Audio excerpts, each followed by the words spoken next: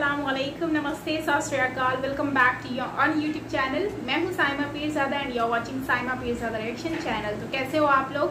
आज हम जो वीडियो देखने वाले हैं, ये वीडियो होने वाला है how Pakistan committed suicide with its economy.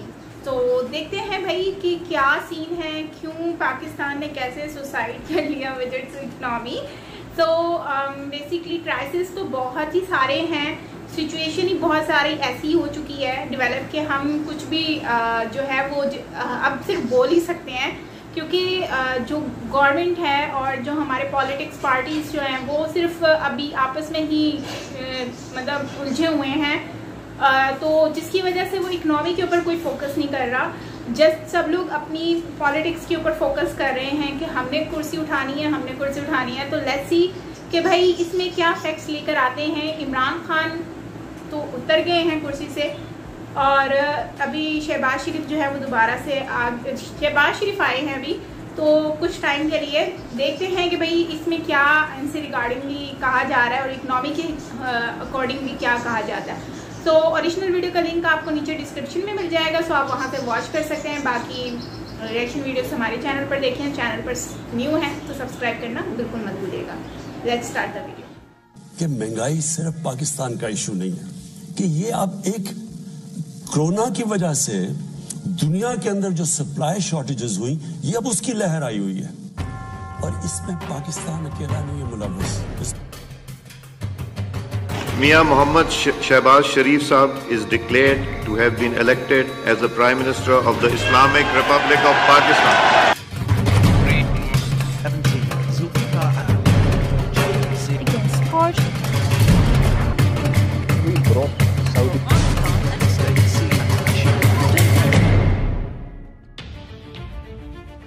Hi everybody!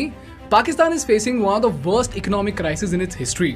And while most people and journalists are blaming Imran Khan for this condition, what we do not realize is that Pakistan's downfall has been happening since 70 long years.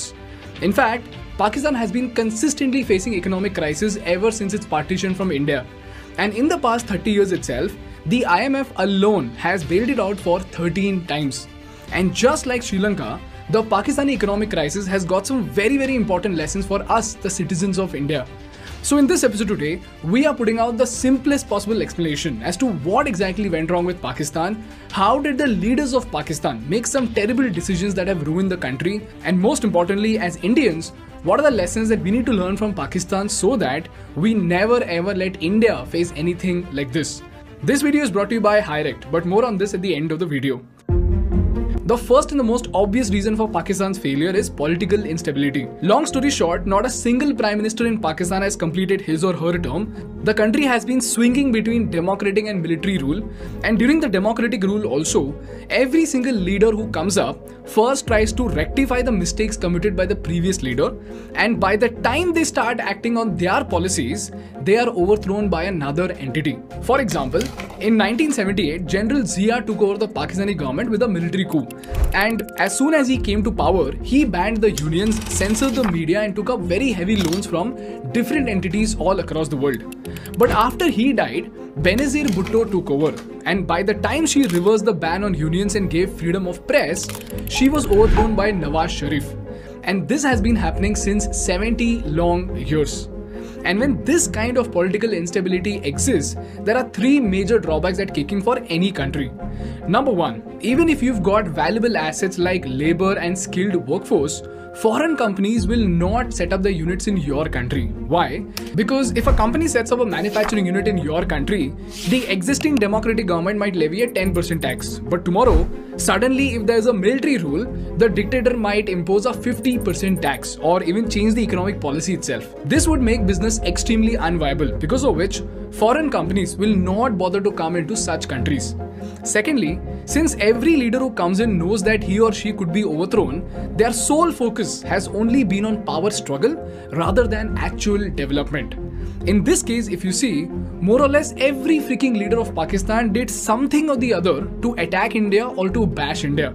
And this is because they thought that they could actually unite the Pakistanis with the anti-India sentiments. As a result, we saw not just verbal bashing, but also bloody wars and killings of innocent people both in India and Pakistan. And lastly, because of both these problems, the economics of Pakistan took a massive hit, which again needed loans to recover. But since there was very less scope for income, they needed more loans to recover from their existing loans. This is the first reason for Pakistan's past, present and future economic crisis that we're about to witness in the next 10 years. By the way, this is in addition to the 4 super costly wars that Pakistan has fought against India. And this brings me to the second reason, and that is something that is even bigger a problem for Pakistan's crisis, and that is Pakistan's war brokering business. लाए पूरी दुनिया से, हमने तालिबान को train किया, उन्हें weapons दिए, उनको अंदर भेजा, वो हमारे हीरो थे। ठीक है। ये जो हक्कानी है, हीरो है हमारा जी। ठीक है। 30 का हीरो है। बिल्कुल। ओसामा बिन लादेन हमारा हीरो था। ये का भी था शायद। यस, ये ज़वाहिरी हमारा हीरो था। तो माहौल अलग था। To understand this, you have to understand how terror groups actually function. Now, this might sound a little weird to you guys, but terror groups actually work like labor outsourcing companies, or you could even call them the freelancers of the international politics. Now, let's try to understand this using an analogy. You see, in the US, there are these huge companies like Microsoft, Google and Uber that build software products. Now, amongst many of these companies, there are departments like customer support and software services that often require a huge amount of workforce. So for this work, instead of setting up an in-house team, they outsource the department to an Indian company like TCS and Wipro for software services, and for support, we've got the international call centers. Now the question is, why do they exactly do that? Well, that is because if they hire an American in America, they have to pay her $10,000 a month, whereas they only have to pay $1,000 to an Indian engineer working from India.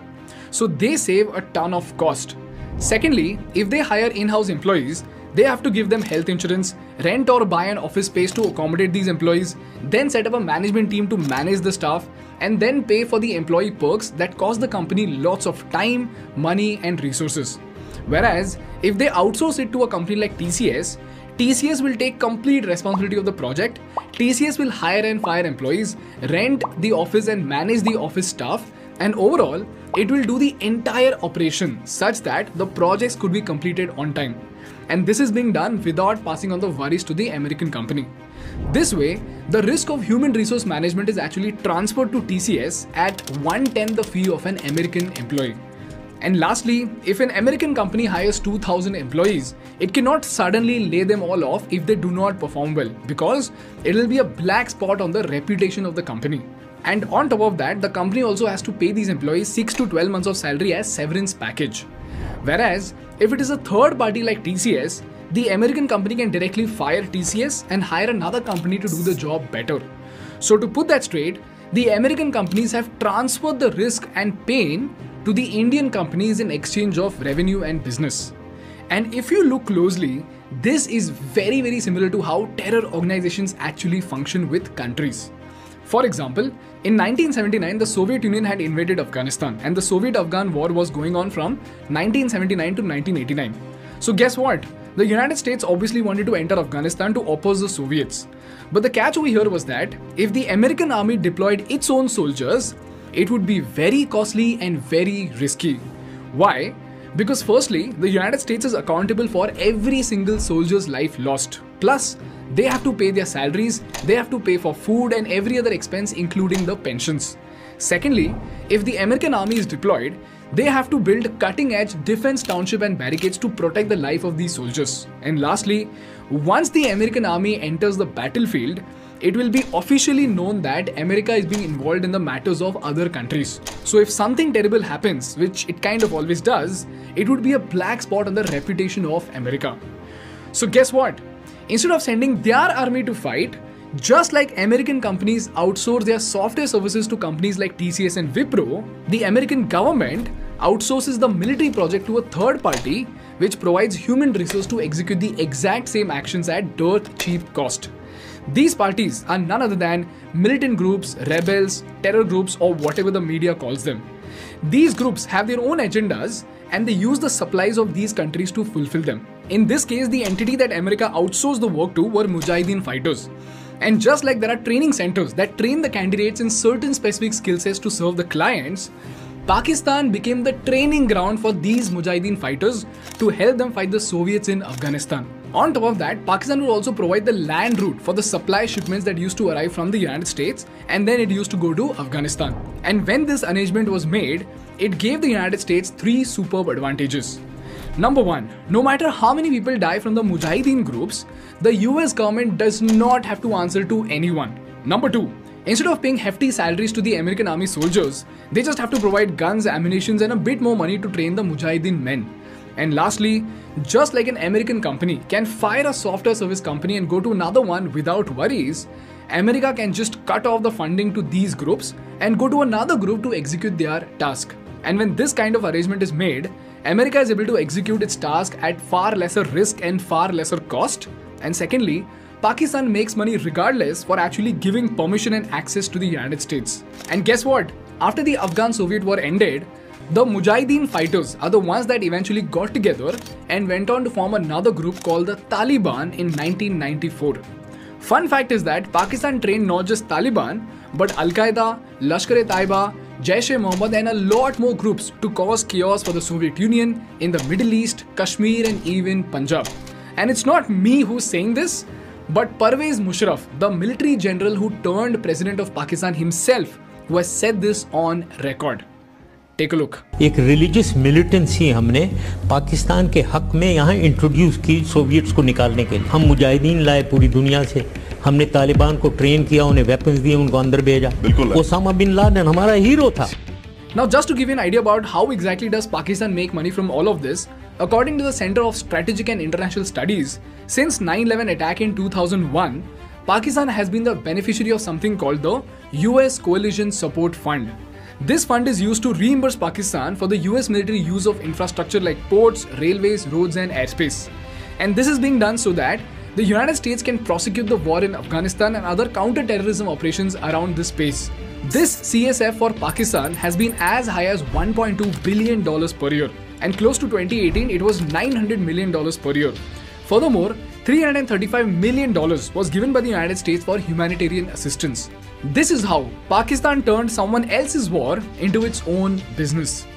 And this is where the twist came in. As we all saw, Taliban and Al-Qaeda became more powerful than they thought. Many other terror groups also started smuggling drugs in and out of Pakistan. Militancy in Pakistan increased, and soon enough, Pakistan itself started to get affected because of these groups. And this did not just tarnish their global image and made them look like a terrorist nation, but also started repelling foreign direct investments, and more importantly, it also started eroding into the existing industries. A classic example of the same is the cricketing industry. The Sri Lankan team bus was on its way to the Gaddafi Stadium when they were ambushed by masked terrorists. The Sri Lankan players were airlifted out of the Gaddafi Stadium, which had become their temporary refuge. Other sides have cancelled Pakistan tours over security concerns. This the biggest blow yet to the country's #1 sport. In 2009, a bunch of gunmen attacked the Sri Lankan players who were touring Pakistan. And as soon as this happened, the cricketing industry of Pakistan collapsed. Why? Because ICC stripped them of the permission to host the 2011 World Cup. All countries agreed to not play in Pakistan, and from there on, no international tournaments and hardly any international match has been held in Pakistan. Similarly, the tourism industry of Pakistan collapsed, foreign investment started fading away, and many other sectors drastically got affected. So by the time Imran Khan and Nawaz Sharif came into power in 2013 and 2018, Pakistan was already very tight on finances. So guess what? Here's where our dear friend shows up. And just like it did for Sri Lanka, it starts offering over generous loans for Pakistan, and specifically for this port called the Gwadar port. Now this port is very important for Pakistan because Karachi and Qasim ports are operating at near full capacity and they've got very less room for expansion. But Gwadar is set to handle 1 million tons of cargo annually with a significant industrial, oil and transportation infrastructure. Now just like Sri Lanka, since Pakistan did not have the finances to build its own port, China offered an over-generous loan for the Gwadar port. And as usual, China is doing this not to help Pakistan, but to actually take over the assets using its debt trap strategy. And as you know from the Sri Lanka episode, how does a debt trap work? Step number 1, China extends an over-generous loan to an economically weaker nation. Step number 2 is conditions, wherein China charges heavy interest and asks them to pay back in 10 to 15 years as compared to the global standards of 28 to 30 years of payback span. And lastly, the entire construction would be done by a Chinese company with Chinese workers, by which the money actually flows back to China. But on paper, the weak country owes a huge debt to China along with interest. And then comes step 3. Since the loan and interest is too much for the weak countries to pay back, China takes over the asset and uses it for its own purposes. In this case, Pakistan owes China not 1, not 2, but $24.7 billion in debt to China. And these loans are said to have an exorbitant interest rate of 4.1% as compared to global standards of just 1 to 2%. And they built not just Gwadar Port, but 26 more projects in Pakistan, including solar projects, rail projects, highways, hydro projects, ports, and even fiber optic cables running from Pakistan to China. And by the way, China has already taken over the Gwadar Port from Pakistan on a 40-year lease. But what blew my mind is that, in spite of the finances being in such terrible state, Imrankhan was still rolling out insane subsidies that were bleeding the coffers of the nation. But the question over here is, what the hell does China get from all of these? Well, that's where the episode 3 of this series comes in. But for now, let's come back to Pakistan. Because of these bad loans and investments, Pakistan's external debt other than China amounts to $65 billion. This is how, because of an extremely unstable government, by involving itself into the dirty business of war brokering, by getting into the jaws of a cunning dragon, and with reckless subsidies during an existing cash crunch, Pakistan is in such a pathetic state that it does not have a good reputation at the international level, it is not at all attractive for foreign companies or investors, and more importantly, it is under so much debt that IMF itself is doubtful of bailing it out. As a result, Pakistan is facing one of the worst economic crises in its history. And this brings me to the most important part of the episode, and that are the lessons that we need to learn from Pakistan's failure. Before we move on, I want to thank our partners HiRect for supporting our content. People's startup economy is booming in India, and now since it's the appraisal season, you all must be eagerly waiting for your hikes and increments, right? But you know what? As much as these appraisals are important, it is equally important to understand that a great work environment is where you're valued and appreciated, a place where you must have the liberty to make decisions, and more importantly, you should have a work-life balance. At the same time, you must also get enough opportunities to showcase your skills, because after all, that is how you're going to experience career growth. And I personally feel that it's way more important to focus on your career hike instead of just salary hike. But if all of these things are missing in your current job, you can switch to a better job using the HiRect app. HiRect is India's first direct hiring app wherein you can directly chat with the startup founders and CEOs without any middlemen, without any HR agencies or consultants. All you need to do is just click the special link in the description, download the app, and this financial year, as they say at HiRect, career hike karke to dekho.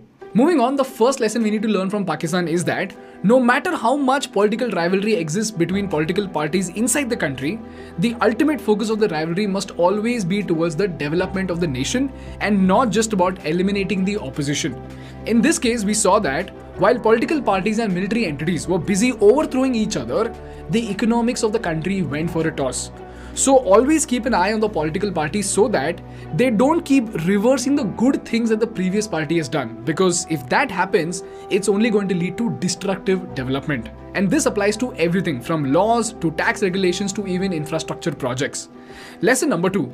In geopolitics, your allies are never your friends. So choose to work for each of them very, very carefully, because it wouldn't take 2 seconds for them to abandon you and go against you. In this case, Pakistan unnecessarily got into the proxy war in Afghanistan, and today, while the US army has gone back home, it has caused an irreversible damage to the reputation of Pakistan at the global level. And lastly, always be careful with Chinese products. That's all from my side today, guys. If you learned something valuable, please make sure to hit the like button in order to make YouTube Baba happy. And for more such insightful business and political case studies, please subscribe to our channel. Thank you so much for watching. I will see you in the next one. Bye bye. And don't forget to download the HiRect app from the link in the description.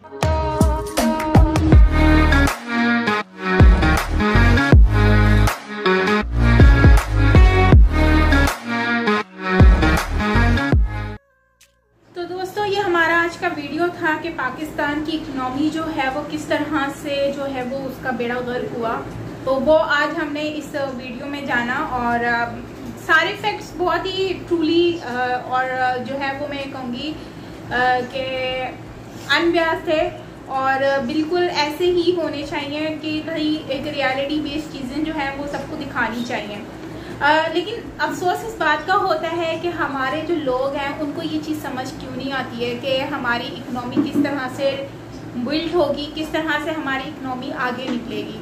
वो फिर भी इतनी सारी चीज़ें social media पर, आजकल social media का ज़माना है, इतना कुछ हमें नज़र भी आ रहा है, उसके बावजूद भी हमारे जो लोग हैं वो इस चीज़ को अंडरस्टैंड ही नहीं करते। वो समझते ही नहीं है कि इकोनॉमी हमारी डेवलप किस तरह से होगी, किस तरह से हम लोग जो है वो हमारी इकोनॉमी डाउन होती जा रही है। उनको सिर्फ कुछ नज़र आता है तो वो सिर्फ एक ही चीज़ नज़र आती है कि भाई वो लीडर अच्छा है, क्योंकि उनकी स्टेटमेंट्स बहुत अच्छी होती हैं। जब वो स्पीच करते हैं तो वो बिना पेपर देखे स्पीच कर रहे हैं तो भाई वो बहुत ही अच्छे लीडर हैं। मेरी नज़र में ऐसे लीडर बिल्कुल भी अच्छे नहीं हो सकते जो सिर्फ स्पीच पे ही बात करें। मुझे ऐसा लगता है कि काम जो करता है गवर्नमेंट, अपनी पब्लिक के लिए काम करता है ना, वो नज़र आता है। ठीक है, इमरान खान ने भी बहुत सारे स्पीच भी दिए हैं, अच्छी स्पीच भी दी हैं, लेकिन अगर हम सिर्फ कपड़े की शाइनिंग देखकर ही हम बोले कि कपड़ा बहुत अच्छा है तो ऐसा नहीं होता है। उस कपड़े की ड्यूरेबिलिटी भी देखनी होती है कि भाई वो किस तरह का है, कितने टाइम तक वो चलेगा, राइट। तो इसी तरह से गवर्नमेंट की अगर हम बात करें तो जो भी आज तक हमें लीडर मिला है तो कोई लीडर इतना अच्छा नहीं मिला। 1947 के बाद से पाकिस्तान की जो बुरी किस्मत थी वो शुरू हो गई, क्योंकि जब वो 1947 के बाद पाकिस्तान मेरे ख्याल से इंडिया और बांग्लादेश से बहुत अच्छा था, बहुत स्ट्रॉन्ग था इकोनॉमिकली। आज के दौर में अगर हम देखें तो हम लोग कहाँ पर हैं और बांग्लादेश और इंडिया कहाँ पर है, ये आप लोगों के सामने है। हमारे कंट्री में आज तक कोई चीज़ नहीं बनती है, ये भी आपको पता है। हम लोगों के पास ना तो हमारी कोई कार्स बनती हैं, एक मेहरान है वो भी सुनने में आता है कि वो भी पाकिस्तान में नहीं बनती है, चाइना वाइना से कहीं से आती है, और वो भी अगर ख़रीदो तो 10 लाख 12 लाख की मिल रही है। लेकिन अगर हम उसकी कीमत के हिसाब से उसकी क्वालिटी की देखें तो वो सिर्फ एक वो जैसे नहीं टीन का डब्बा होता है जिसके अंदर हम घी वगैरह डला हुआ होता है, सेम वैसे ही होता है। थोड़ा सा उसको हिट हुआ तो वो कबाड़ बन जाएगा, कब पता चले कि उसका कुछ भी नहीं बचता, और जो अगर एक्सीडेंट हो जाए तो उसमें कोई नहीं बचता। तो खैर, बांग्लादेश की हम बात करें तो बांग्लादेश ने बहुत ही अच्छे से डेवलप किया है और कपड़ों में बहुत ही अच्छा बिजनेस किया है। इंडिया से वो कॉटन बाय करते हैं, लेकिन आज देख लो वो लोग कहाँ पर बैठे हुए हैं। इम्पोर्ट एक्सपोर्ट का काम भी करते हैं पूरी दुनिया में। इवन तो आप आउट ऑफ कंट्री में देखो तो आपको मार्केट में आपको बांग्लादेश और इंडिया के कपड़ा आपको इजीली मिल जाता है लोगों के साथ।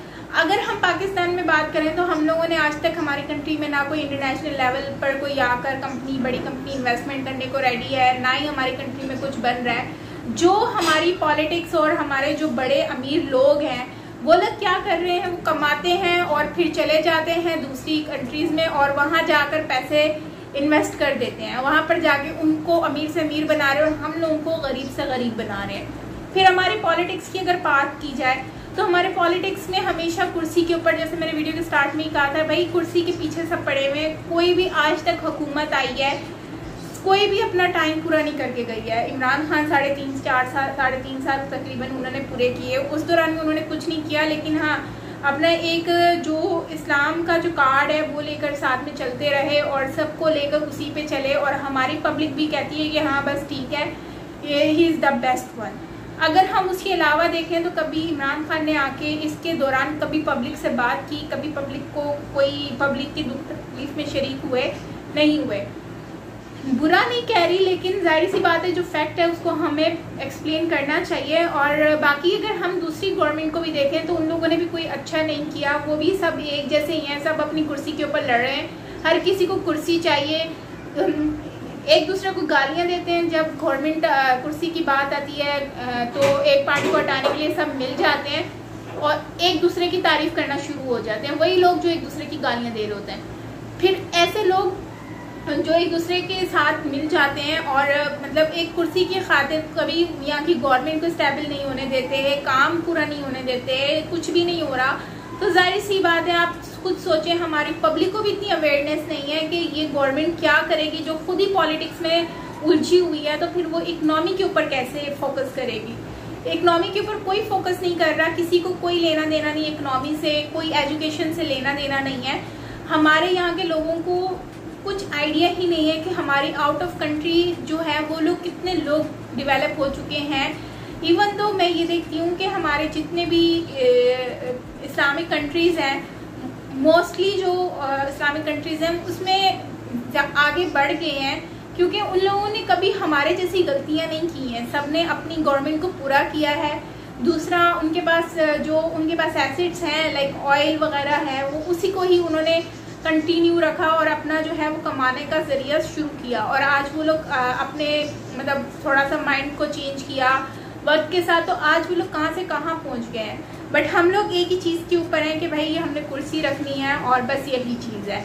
और जो करप्टेड है उनको भी हम अपना लीडर और उनको हम सैल्यूट करते हैं, जबकि वो इनको घास तक नहीं डालते। एजुकेशन के ऊपर कोई फोकस नहीं करता, इकोनॉमी के ऊपर फोकस नहीं करते, और महंगाई के ऊपर कोई फोकस नहीं किया जाता।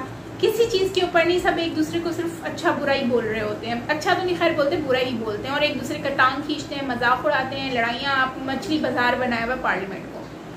उसके अलावा अगर हम बात करें स्पोर्ट्स की, तो भाई स्पोर्ट्स का भी बेड़ा गर्क हुआ हुआ है। कोई इंटरनेशनल लेवल पर आप देख लें, कोई भी हमारी कंट्री में आने को रेडी नहीं है। अगर कोई आता है तो जिनको मुशर्रफ साहब ने अपना हीरो बोला था, उन्हीं को, उनकी वजह से आज हमारी कंट्री में कोई आने को रेडी नहीं है। अभी एक क्रिकेट टीम आई थी लास्ट टाइम, तो वो लोग भी चले गए, तो उन लोगों ने कहा भाई इन लोगों से यहाँ पे तो थ्रेट्स आना शुरू हो गई हैं, तो निकल लो, अपनी जान बचाओ। तो इनको उस टाइम पर इन लोगों को पता नहीं है कि इन्होंने जो अपनी स्टेटमेंट दिया था उस टाइम पर, ये आने वाले वक्त में पब्लिक के ऊपर क्या मतलब कि इफेक्ट कर सकती है। तो खैर जो इन्होंने बोया वही पाया। फिर पेशावर का इंसिडेंट देख लें तो वो भी इसी वजह से ही हुआ, क्योंकि इन्होंने उनको हीरो बोला था ना, उनको दिखा रहे थे हीरो बोलकर, तो आज वो हीरो ने इनका जीरो कर दिया। तो फिर ऊपर से ये कार्ड का, रिलीजन कार्ड भी इनका बहुत ज़्यादा चलाते हैं, बहुत ज़्यादा जो है वो कार्ड के ऊपर चल रहे हैं और सबको जो है ना वो इसी कार्ड के ऊपर लेकर चल रहे हैं, जिसकी वजह से लोगों की सोच आगे जाती ही नहीं है, आगे बढ़ते ही नहीं है। कोई भी चीज़ होती है फिर उसके अंदर वो रिलीजन को लेकर आ जाते हैं, और शायद यही रीज़न है कि आज हम लोग बहुत ज़्यादा पीछे हैं। हम लोग उन कंट्री से भी पीछे हैं जो एक टाइम में हमसे पीछे हुआ करती थी। और मुझे लगता है कि यह इसमें सबसे बड़ा जो रोल है ना, वो कंट्री की ये बर्बादी के पीछे वो हमारी जो डिफरेंट पॉलिटिक्स पार्टीज हैं उनकी वजह से हो रहा है, क्योंकि ये लोग आपस में ही अपनी लालच में डूबे हुए हैं, दूसरे पाकिस्तान को आगे बढ़ने ही नहीं दे रहे। जब पाकिस्तान आगे बढ़ेगा नहीं तो फिर कामयाब कैसे होगा, सोचने वाली बात है। बाकी आपका क्या कहना है इसके बारे में ज़रूर शेयर कीजिएगा कमेंट सेक्शन में। ओवरऑल अच्छा वीडियो था, काफ़ी इन्फॉर्मेटिव था, बहुत कुछ इसमें हमें जानने को भी मिला, और आपका क्या कहना है कमेंट में बताइएगा। तो आई होप कि आने वाला वक्त तो अच्छा ही हो, लेकिन जिस तरह की सिचुएशन दिख रही है, अफसोस होता है कि भाई हमारी इकनॉमी कहाँ जा रही है, हम लोग कहाँ पर जा रहे हैं। सो आपका क्या कहना है कमेंट में बताइएगा। मिलते हैं नेक्स्ट वीडियो के साथ, तब तक के लिए अपना ख्याल रखिएगा। ओरिजिनल वीडियो का लिंक आपको नीचे डिस्क्रिप्शन में मिल जाएगा। तो yes, till then take care, bye bye.